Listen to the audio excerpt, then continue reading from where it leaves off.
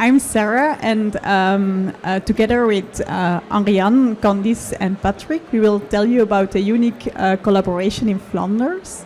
Flanders is the northern part of Belgium, and the unique collaboration is there to boost reuse. This collaboration has been given the name Green Deal Anders Verpakt. Translated in English, it's Green Deal packaged differently. So now just to say what's this Flemish Green Deal. In fact, it's not about a European Green Deal. It has the same name. I think we were first. But it's a Green Deal at Flemish level. And this Green Deal initiated by the Flemish government is a voluntary agreement, an ambitious agreement between companies, knowledge institutions, organizations and the government to jointly undertake sustainable actions in the short term. Now, to create support, we would like to we have engaged and a lot of companies across the entire chain, but because this is really essential. And how can this be facilitated? In fact, it can be facilitated by already having those chain within also the initiators. So in case of the Green Deal, Anders Verpakt, the initiators, they represent already a big part of the value chain, such as the Flemish government, the OVAM, which I work for, then also the retail, represented by Ariane from Comeos, also the food producers, represented by Candice from Fevia. Also, we have Patrick with us, who represents, in fact, the manufacturers of, amongst others, cosmetics and detergents, and also Phil for the logistics sector. Now, we also try to stimulate a lot of projects in which a lot of companies are involved, because if you want to make the change from single-use to reuse, you really need to look at the whole business model. And wait, I'm sorry, there is a little thing on the screen. Okay. And that's in fact another strength of this Green Anders Verpakt. We do a lot of networking. We put together all the companies, and together we try to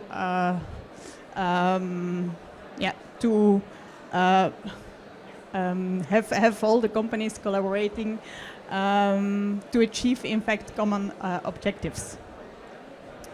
So we have about 100 companies together, working together in our network. And the companies also represent the whole distribution chain, which is really essential.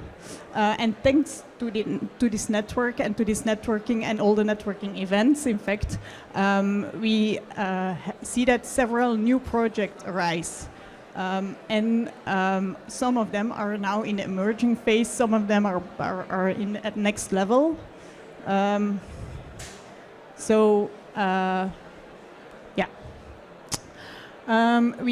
And in fact, within the Green Deal, we try to find proactively solutions for bottlenecks. That stand in the way to achieve the common objectives. So now, what are those objectives of the Green Deal Anders Verpakt? In fact, okay, thank you. With this Green Deal, we want to shift the focus from collection and recycling to other distribution and consumption models. We really want to focus on prevention and reuse. and prevention in the way of eliminating of the packaging. Not, for example, the plastic bottle that gets a lighter weight, but really getting away of the bottle and have another way of serving the drinkings. And reuse, with reuse, we really mean reuse in the same function. And specifically working on those topics ensures that they really receive a big attention at the companies we work with. So,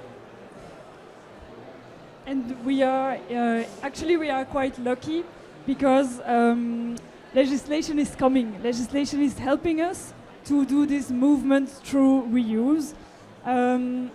Here it's in Belgium, but I'm sure like in your countries it's quite the same. We have on European level legislation that is coming. In Belgium it's quite complex. We also have on national level and on the regional level legislation is coming from all the parts. And sometimes, and I think I heard it already a lot today, legislation is not going far enough. But still, companies have to find their way, and in the Green Deal, it's really the idea to go on a voluntary basis a bit further than what the legislation is asking us to do.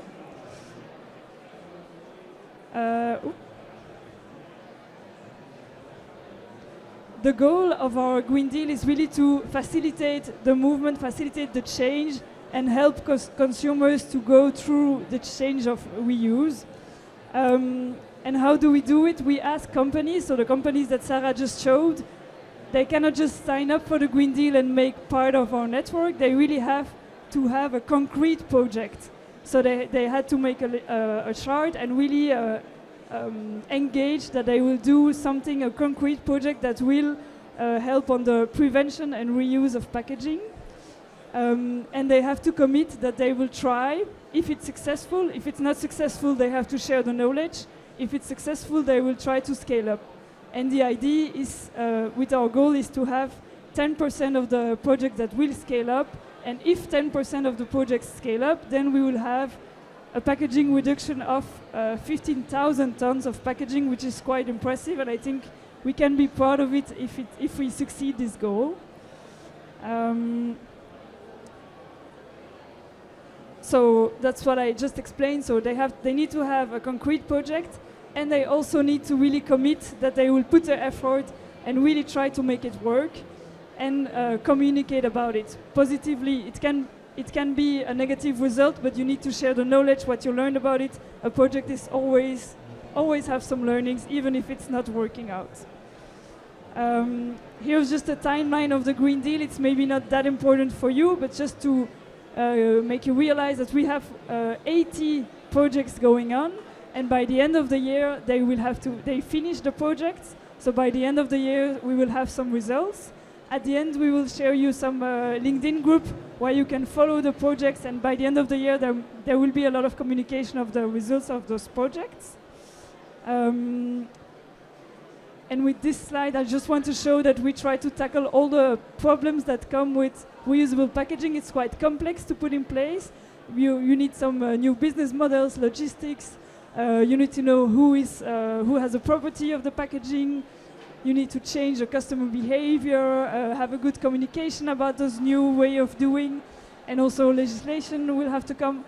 I'm not learning you anything new. I just want to show you that the Green Deal is working on all those aspects, and we are organizing workshops about it and so on. And one just thing, and then we will go into the focus, but that my colleagues will tell you. Sometimes we hear like, oh, it doesn't work. And we just want to say that you don't have to say too quickly. You really have to implement it till the end and really try it out before saying it's not working. In Belgium, we have been working on recycling since 25 years. And I'm sure that when I was born, that people were saying, recycling, it's not working. But we have been working on it. We have invested in it. I'm not saying we have to stop it. We surely have to keep it. But we have to give the same opportunities to reuse. So I think now when we hear, it doesn't work, we have to really give it a try, really invest time and efforts in it. And I'm sure, I hope so, that it will work and give some results. So we have some key findings already that we can already share with you today, and we will zoom into those different findings that we have found with some concrete examples of projects of the Green Deal. I'll give the floor to Candice, my colleague of FIVIA, who will give some key findings. Thank you, Ariane. Yes, so as was emphasized, our Green Deal is really focused on actually field experience, really putting up pilot projects. Our first key finding is really supply chain collaboration. We have found that this is not a one-man job. If you set up a project all on your own, you don't communicate with the other partners in the chain, it doesn't work, and you say, like we just explained, this doesn't work. So it's important, try to find out who is in your supply chain, talk to them, and understand the business model, otherwise you will not come to a successful project. A great example that existed, it's now getting set up, and it's existed because we set up the network in the Deal Anders Verpakt, and it's a collaboration between a brewery, Swinkels Brewery, who produce Cornet and Palm. They were Reusables. They are the producer of the crates, and also maybe if you've seen it in Belgium and other countries, the bigger crates with 24 bottles in it that you can return the bottles as well as the crates. So now there is a new project in Belgium. The crates with 24 bottles has been a standard practice for many, many years, but right now they are setting up the 6-pack, and this is with Carrefour. So this is the first returnable 6-pack packaging that will be able to really be in the shelvings, because the bigger crates are always in a side rayon, and it's not really convenient. It's a collaboration that took into account the end customer, but as well as the breweries. So the lines in the breweries can just be kept as is. So the solution is made tailored. And there is also a reverse machine to make the returnables very easy. Of course, as nearly all projects, there is a small deposit, but it's nothing new for the consumer of beer, because they have done it with the big crates for many, many years. To emphasize again, you need everyone in the chain, talk to each other, understand the difficulties of each partner, and then you can set up something that might work. Next one is we need technical innovations. Of course, I'm sure that you are all aware there are many technical innovations at this fair, but one concrete example is the quality check of returnable packaging. We are getting set up in the business of cleaning facilities, but it's still very hard to guarantee quality, especially for food products.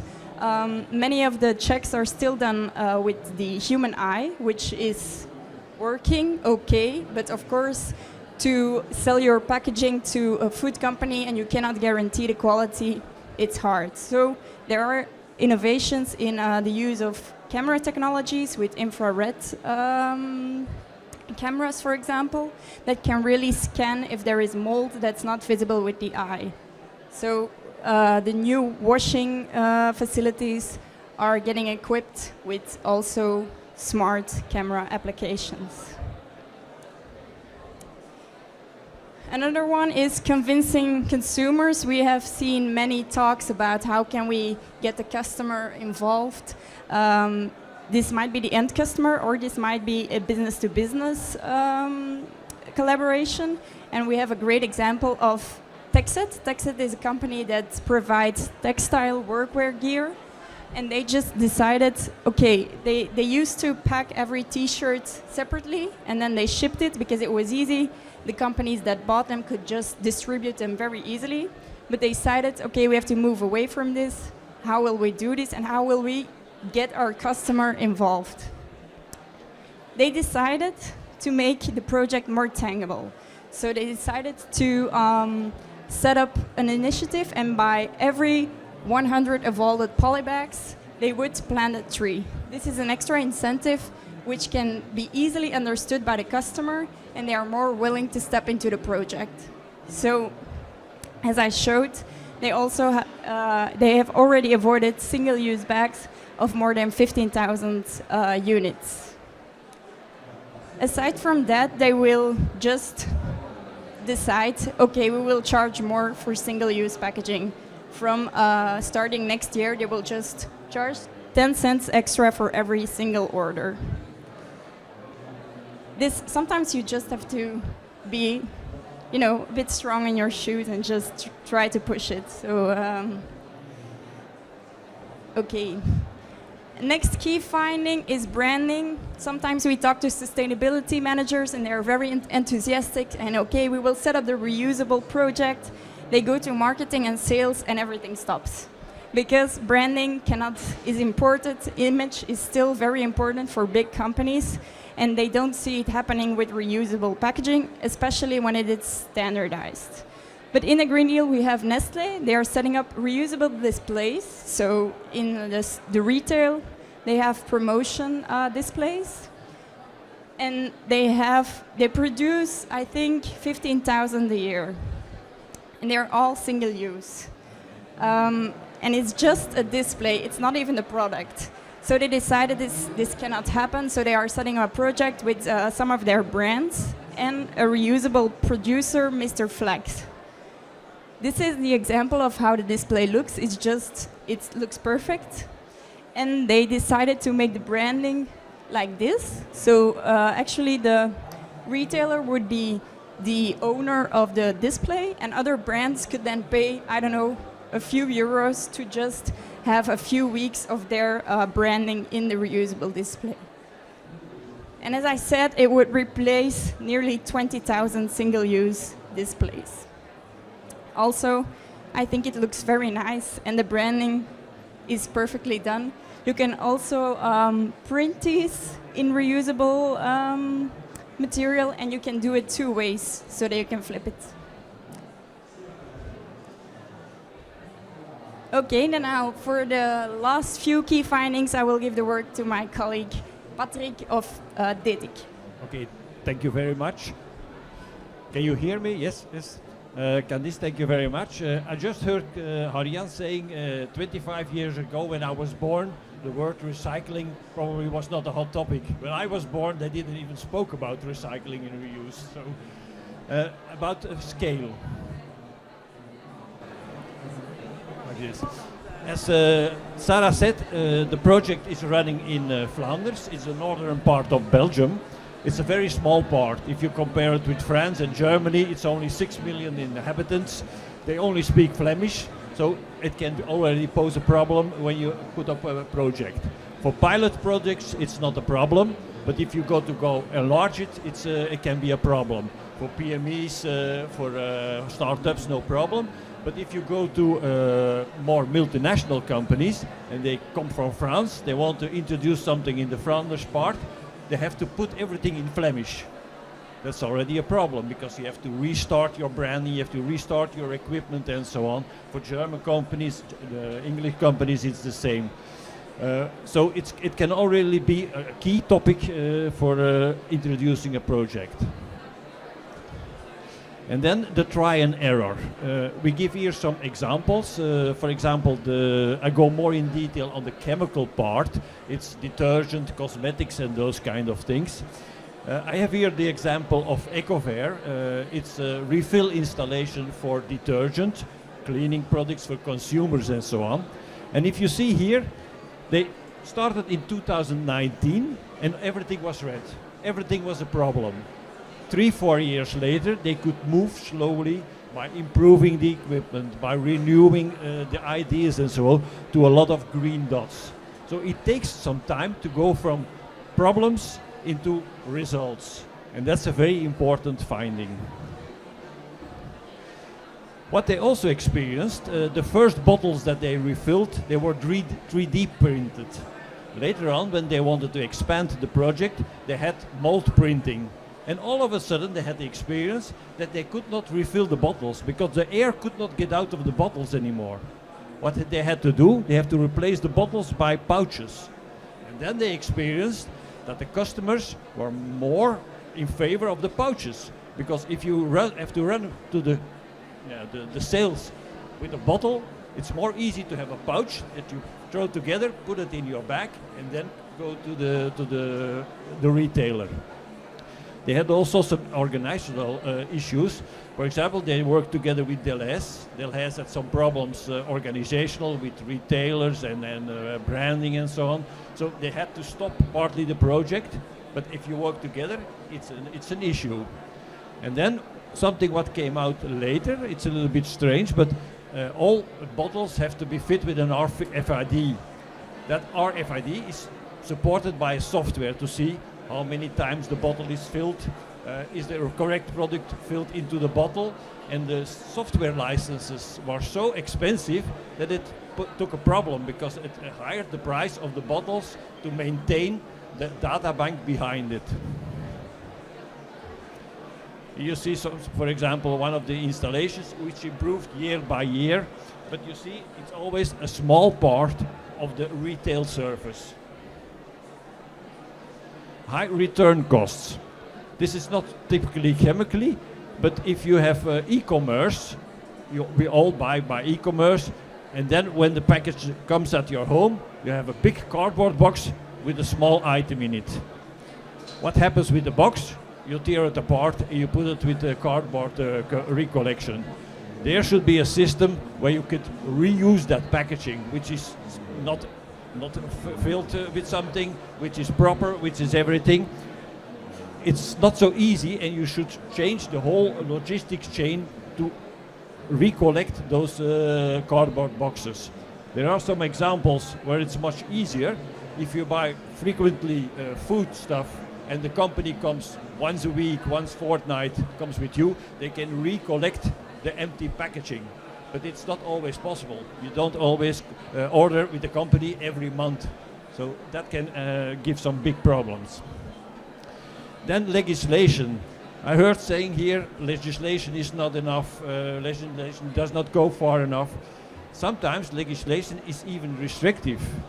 If you want to refill chemical products like detergents, you have the detergent regulation. When the detergent regulation was created in 2006, they even did not spoke about recycling, refilling, and so on. So that was not foreseen in the legislation. They are now revisiting all the legislations, revising the detergent regulation, revising the CLP, and they're introducing in that legislation refill. But it's so restrictive. They say, okay, if a product is classified like that, you cannot do that. The refill should be not at the height of children, and so on. So at the end, it's not helping. It's in the legislation. It opens a little door, but at the end, there is more restrictions going from the legislation than advantages. For example, also, if we speak here about cosmetic products, we had Mustela refill installation. And then you speak about cosmetics. Cosmetics have to be filled, have to be produced under GMP, the good manufacturing practices. So in fact, a consumer which not has the skills to do that, which does not thing, he cannot do that. So they can only install those installations at the pharmacy, where the pharmacist controls, supervises the installation, can help the people when they refill their bottle of cosmetic products. The GMP is for traceability, hygiene, and refill supervision. But that makes that big services, big retailers cannot have a refill installation for cosmetics because there's no supervision of the filling. And that can pose some problems. So that was a small part of the project we had. We had many more.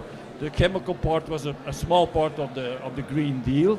But you can, as already said, you can scan the QR code and you can say, okay, I want to have more information. By the end of the year, more will be published and you will see more results published in the report in 2025. Thank you very much. I hope that there are some questions which we will answer. You can ask the questions in French, in German, in Dutch, or in English, so no problem. Thank you very much.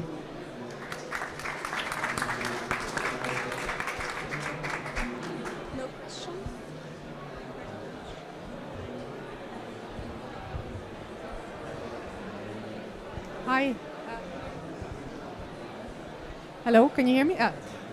Thank you. It was really exciting to see all those examples. I was wondering, what's the support the companies get when they get into the project? If you can talk a little bit more about that. In fact, within the Green Deal, we normally within a Green Deal we don't give financial support. Now, for our Green Deal, we found 600,000 euros, and 6 projects were selected to get financial support.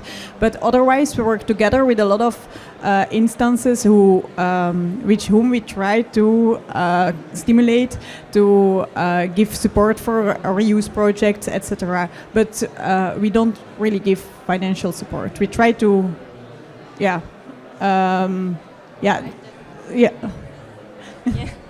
We try to guide them to opportunities for calls, for example, because there are always many, but we just try to make it easy for them to find these ways.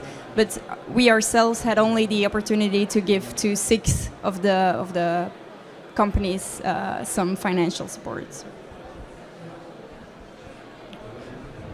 What are the sort of scale up plans? Like working in the space myself, it's really hard to get a project off the ground, but then it feels like even harder to scale. Is there sort of plans or support in place as part of the project for that?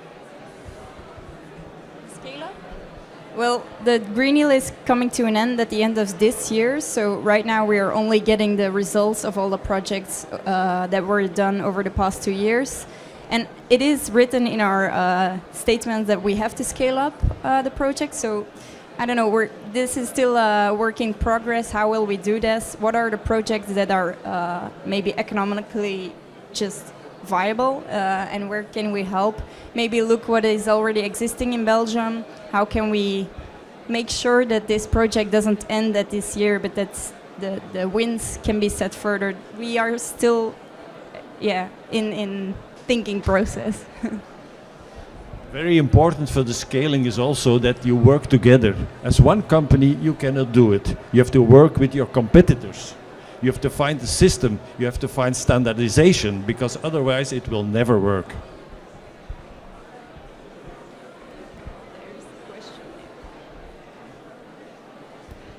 Yeah, what is the role of FOSPLUS, the PRO, in this? Are they involved? Do they provide any funding? Or are they supportive? Or are they separate completely? They are now also signer of the Green Deal, so they will execute a project. And also the financing, we have some financing to coordinate the Green Deal. And in fact, I don't know how to translate it in English, but there is a fee that FOSPLUS has to pay to the government every year, and part of it goes to the Green Deal Anders Verpakt. How much? 1,076,000 euros. Euros for 4 years. And it really gave some more importance to our Green Deal. We also have other Green Deals where there is no coordination, and it's also working, but the Green Deal Anders Verpakt has more impact because we are working on it part-time, so part of my time we have to make it work. So I don't know, this finance make it also that we have more workshops, more events, more people that signed up to it because we had to look for them. It gave some importance to this Green Deal specifically.